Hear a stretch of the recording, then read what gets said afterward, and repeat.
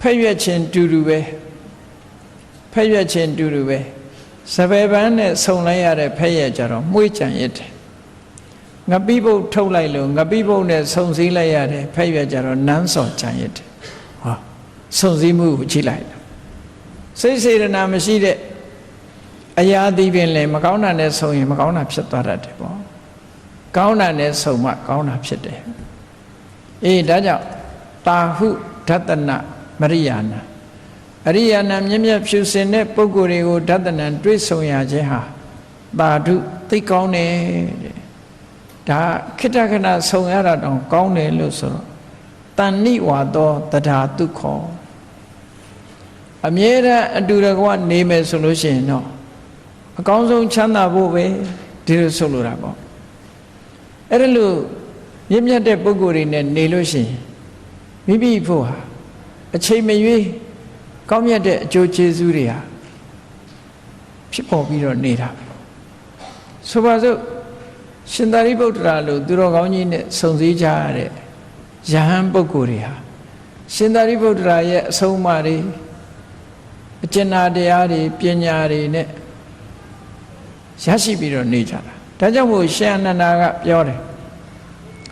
ရှင်သာရိပုတ္တရာပြိဋိဘံဆံသွားပြီဆိုတော့ရှင်အနန္ဒာဝမ်းနဲ့စကားဆိုတယ်ဗျာရှင်သာရိပုတ္တရာပြိဋိဘံဆံတယ်လို့လည်းကြားလိုက်ရောသူ့မှာယူကျုံမရဖြစ်ရတယ်ယူကျုံမရဖြစ်တယ်ဘာဖြစ်လို့ဒီလိုဖြစ်ရတုံးလို့ဆိုတော့ရှင်သာရိပုတ္တရာဟာတဲ့မိမိတို့ရဲ့အပေါင်းအသင်းတွေတပ္ပမစာရီဆို colleagues သတင်းသုံးပေါ်တွေလှုပ်ဖို့ကံပြတ်တယ်လို့အဓိပ္ပာယ်ရတယ်အဲ့ဒီပုဂ္ဂိုလ်တွေကိုတရားဓမ္မနဲ့ချီးမြှောက်တတ်ပါတယ်တဲ့။နော်အရိယပုဂ္ဂိုလ်တွေဟာတရားဓမ္မကိုအလွန်မြတ်နိုးတာအဲ့ဒီလိုမြင့်မြတ်တဲ့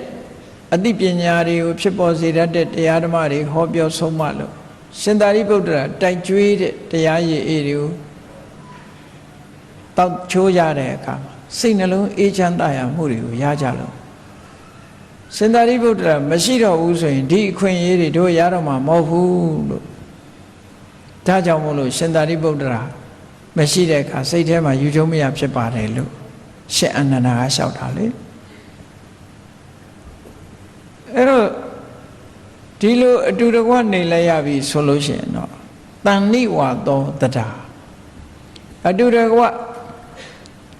အမြဲတမ်းနေခွင့်ရသွားတဲ့ပုဂ္ဂိုလ်တွေကြတော့သူခေါ်လက်ရှိဘဝမှာစိတ်ချမ်းသာမှုတွေကိုယ်ချမ်းသာမှုတွေရရှိ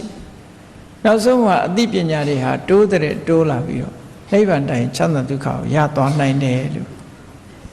သူတော်ကောင်းနဲ့စိတ်ကကိုးဝယ်ရတဲ့ပုဂ္ဂိုလ်ဟာတစ်ဆင့်ပြီးတစ်ဆင့်မြင့်တက်သွားတာပဲအခြေအနေတစ်ခုကနေအခြေအနေတစ်ခုမြင့်မားသွားတယ်လို့ဒီလိုပြောတာ